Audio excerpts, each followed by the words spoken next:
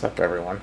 Today we have a Yamaha MA190. It has an electric start. I don't want to say it's a Honda clone, but it's definitely very similar to one. I mean, it's the same principle. It's not cheap, that's for sure. But it does have some pretty impressive numbers. Where I live, it's like a private water system, so my volume of water I can receive it's enough to get me by, or I really have no issue. But sprinkling systems and everything it's a little rough, and a pressure washer that takes more than 3 gallons per minute, or even 4, is going to be the absolute max. 3 is safe, but 2.4 is very, very sufficient. I very well might ask the person because they want me to fix it so they can sell it, how much they're going to sell it for, and I'll just sell mine. But that's getting ahead of ourselves. We have zero knowledge on it. I picked this up from the guy yesterday evening. He said he bought it, needs to sell it, wants to get rid of it. I asked him about the battery. He said he knows nothing about it. He picked it up right before he dropped it off to me. So this might work. It might be a very short video. It might be very long video. Who knows? So let's go ahead. I want to first maybe take a look at the battery scenario and see if we can or need to charge it, and see if the electric start works. So I'm assuming you can't do it when it's off, so I switched to the cold start. This is the start button. Nothing. Let's go to the starter. There's the starter. Here's the hot wire. Let's see. That wire are those, and it sinks down through here. Okay. Well, I guess this makes sense. Charge after every use. That's not very fun. Oh, it's loose. You plug that in with both hands, and then we will see if it runs. Everything's plugged in tight. We are on cold start. I'm assuming that just does something to the choke. Yeah, it just turns the choke off and on. Okay, well, that's simple enough. Before we start it, let's check the oil.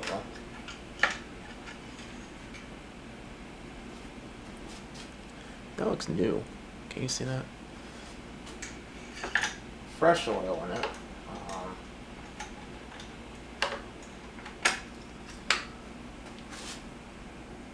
The plug is connected. Let's see if there's even fuel in there. Theoretically, if there's fuel and there's no other problems, this could be for a very short video.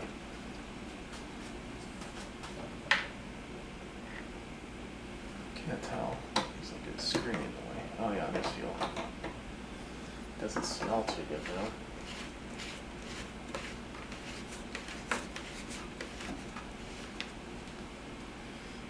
Well, I guess there's only one way of doing this. Off, okay.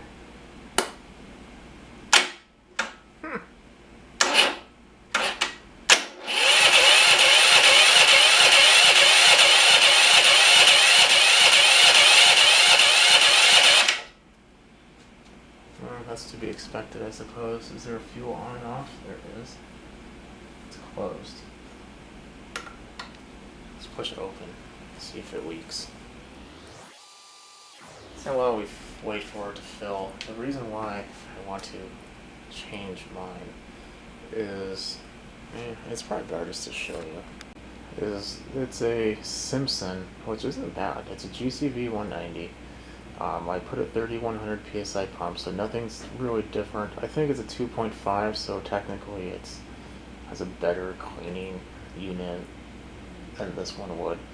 But in fact, that looks to be the pump that I put on there too. Well, the exact same one. This is obviously older, but same style.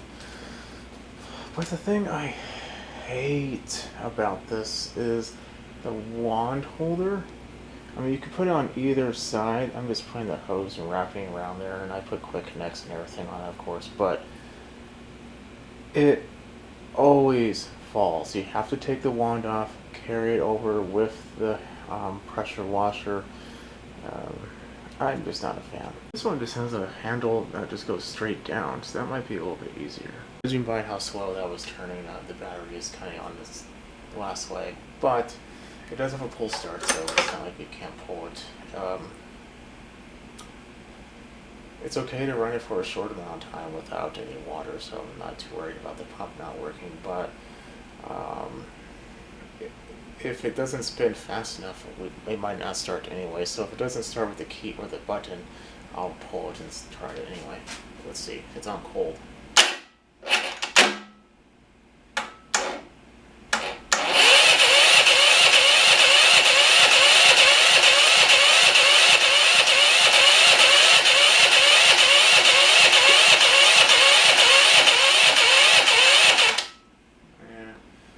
So I kind of thought, let's just look at the filter real quick here, just in case. Oh, it looks clean. Yeah, there's absolutely nothing wrong with this. This is pretty new, actually. I'm not a fan of the foam filter, though. I kind of like the idea of having a paper filter. But not everything is going to be perfect on the machine, of course.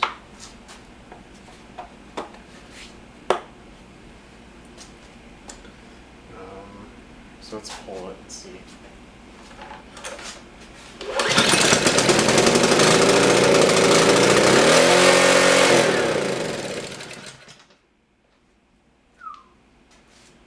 Well, we learned two things. One, it's not a carburetor issue. Two, that over revved quite dramatically. So that's the tension spring on the governor arm there, and it's like this weird wire. I'm not sure what that's there for. It's also on the lowest setting in there, but let's look at the other one.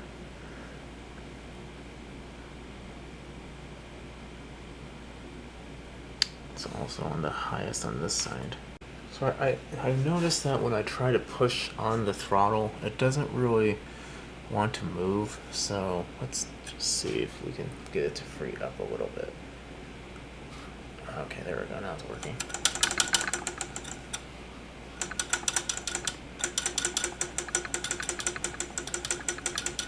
I still don't really know what this is. Just kind of wrapped on there. It's odd. Let's try it again. So you're well out of harm's way. So put it back to choke. Just see what happens if I push it.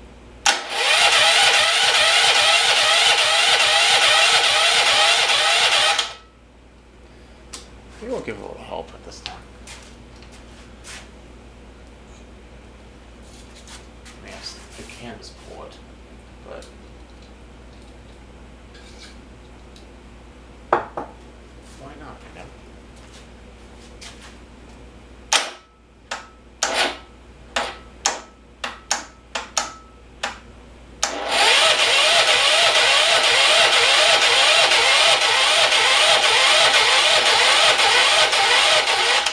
Yeah, I think so. Whatever.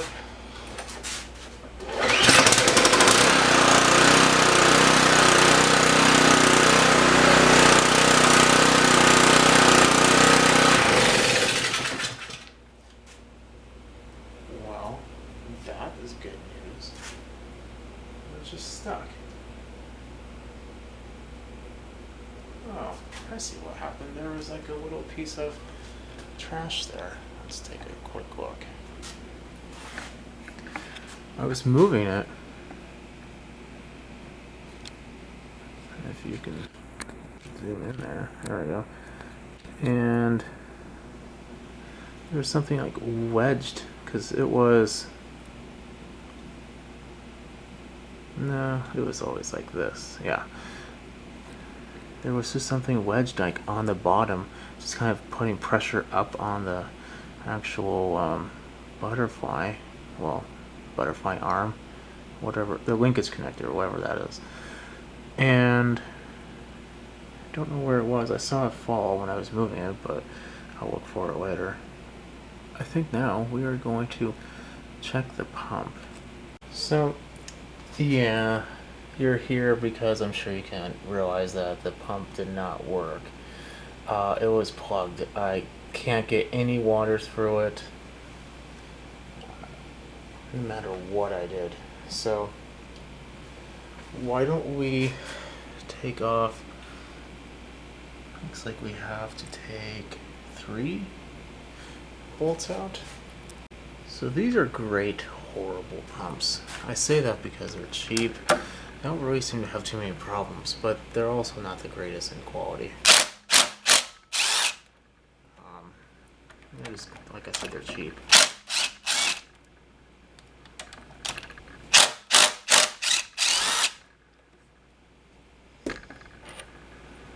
Replacing this pump, it's like $68.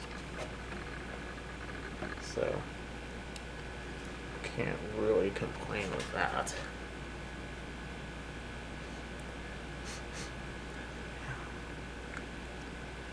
What an interesting smell I'm smelling.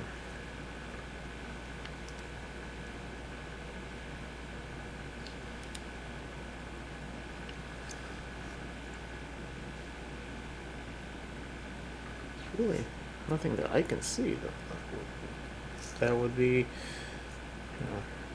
instantly apparent. Let's see here. This yellow tape though is kind of worrisome. What does that mean?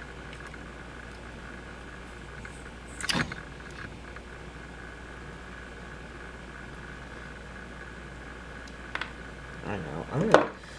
Let's get some compressed air.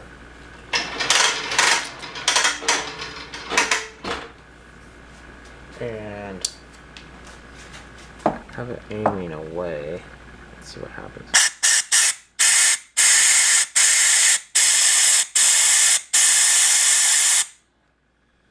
That seems clear.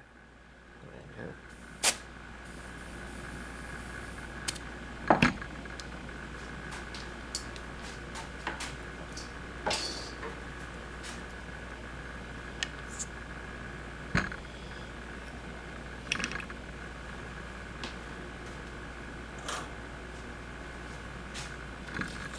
Let us take off the unloader valve.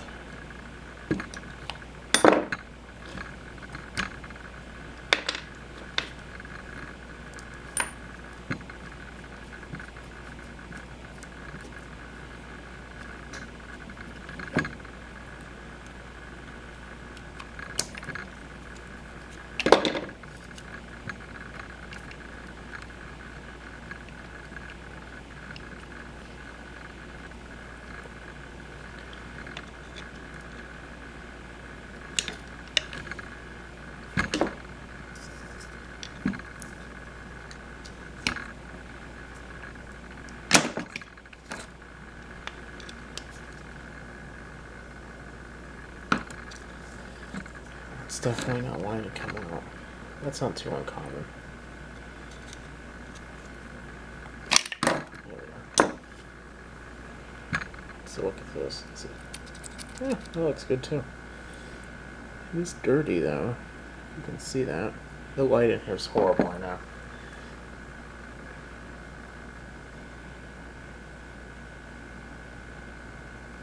And in there isn't all too dirty either.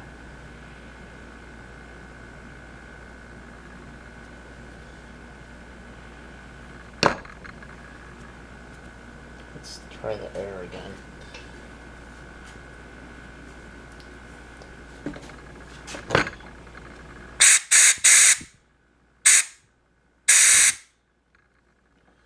You're getting dirty. So I'm not really seeing anything that's of alarming to me at all.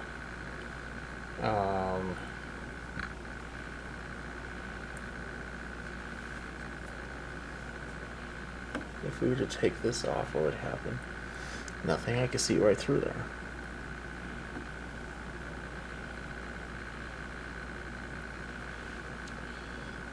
I'm going to try it again. And if it doesn't, I'm just going to take this, take out... No, wait. We could take this off. Let's do that. I think that's just where the other set of plungers are, though. Yeah. Pretty sure that's all that's in there. Well, we already have this thus far. Why don't we just do it? No, we don't have to take that one off, but we do need a different bit.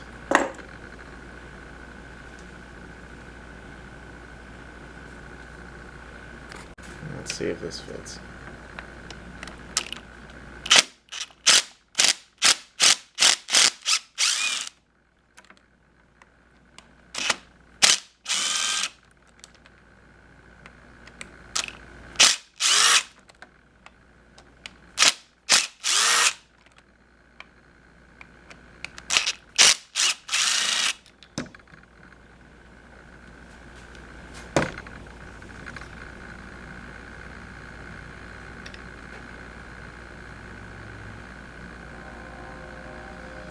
Okay, well,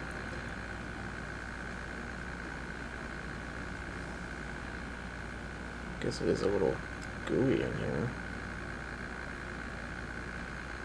Nothing super horrible.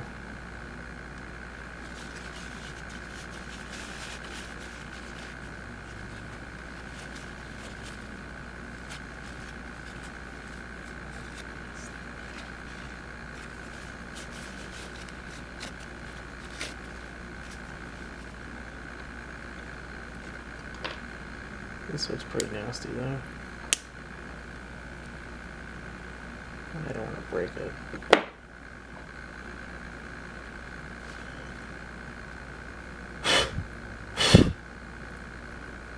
Yeah, I'm not seeing much of anything that's going to be a cause of this. It must be somewhere. Let's look at this end.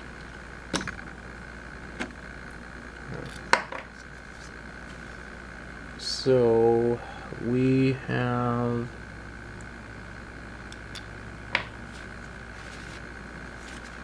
doing this here.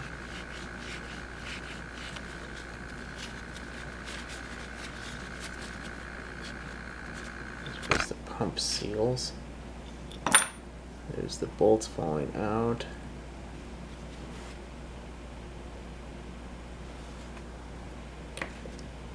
Let's grab the compressor again.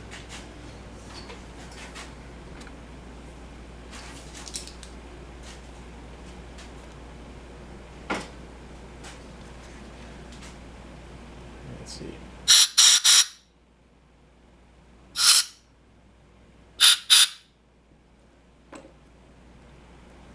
A little bit of garbage came out of there.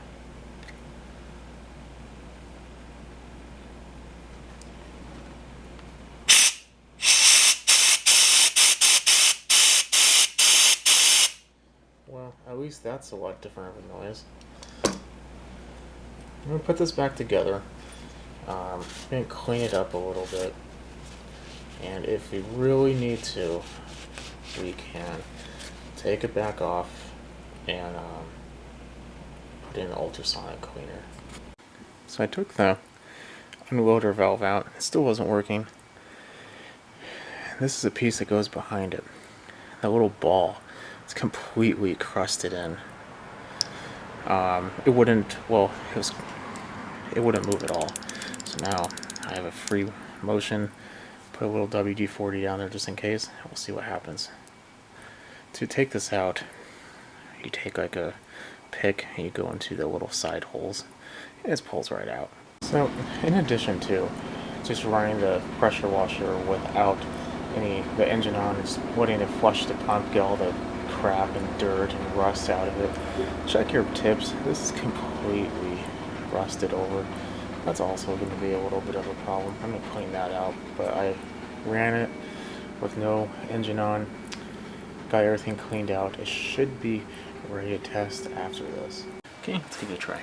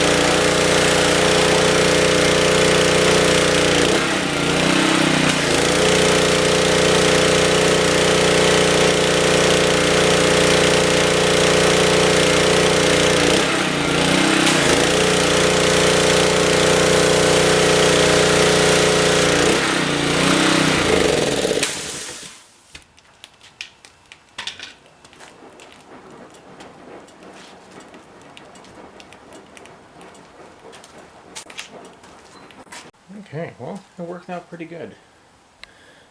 And the part that I like, look at that handle. You can run into that with a car, it wouldn't fall off. Unlike mine, which just falls off when the mild breeze blows in Oklahoma. But, yeah, works pretty good now. I think that the problem was just that little piece behind the unloader valve.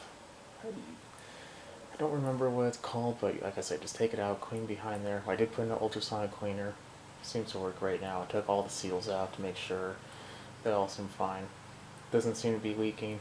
Engine runs good. I think it should be set to go. Oil's clean. Probably gas is ethanol, so that needs to be taken care of or it's ran, but not too concerned over that. And the battery could use a charging.